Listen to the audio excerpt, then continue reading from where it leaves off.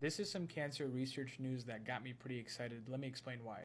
Your immune system should theoretically be able to fight off cancer. It's because cancer is an abnormal growth and it's an abnormal invader in the body, so the immune system is usually pretty good at recognizing these things. However, cancer has developed a mechanism in many of its cases to evade the immune system. So that's why something like your T cells might be able to detect cancer early on in your life, but as you age, your immune system gets weaker and your T cells no longer do the job that they used to, and that's why the cancer flourishes. That's why we get stuck using things like chemotherapy, which are agnostic or they don't really need your immune system to work. They just go in there and they poison the cancer, but they also poison your body.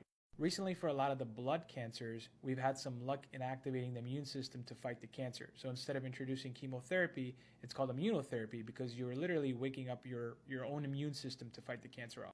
But here you can see that in some solid cancers, so things like lung cancer, breast cancer, it hasn't been as effective. So this is where the brilliant idea comes in. It's like, well, if cancer is so good at allowing something to keep growing without any stops, why not take some of that mechanism, introduce it to our own T cells so that we make our own T cells stronger? Researchers at UCSF pretty much said to themselves, well, if we can take the gene that's causing these cells to abnormally proliferate but put them in a T cell so we can soup up our T cell, maybe the T cell will be more effective at fighting cancer.